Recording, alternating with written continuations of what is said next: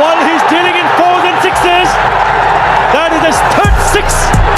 এবার যেন জস বাটলারকে নিয়ে বেজে গিয়েছে ফরচুন বরিশালের বড় ক্যাপ্টেন তামিম ইকবাল, এমনকি রংপুর রাইডার্সের ক্যাপ্টেন নুরুল হাসান সোহানের মাঝে টানাটানি। একদিকে ফরচুন বরিশালের বড় ক্যাপ্টেন তামিম ইকবালের কথা হলো যে যদি আমার কোটি কোটি টাকাও লাগে তারপর আমি চ্যাম্পিয়ন ট্রফি তুলে নেওয়ার জন্য জস বাটলারকে আমার দলে ভেড়াবো আমি। অপরদিকে যেন নুরুল হাসান সোহান, তারও যেন কিছুতেই কমতি নয়। তার কাছেও কথা হলো যে আমারও যদি কোটি কোটি টাকাও যায় তারপর আমি জস বাটলারের মতো ব্যাটসম্যানকে আমার রংপুর রাইডার্স দলে ভেড়াবো আমি। যে কোনো কিছু করে হোক চ্যাম্পিয়ন ট্রফি তুলে দিতে হবে আমাকে।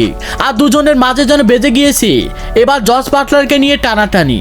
ইতিমধ্যে যেন শোনা যাচ্ছে জস বাটলারের দাম 1,75,00,000 টাকা উঠেছে দুইজনকার মাঝে টানাটানি ভেজে।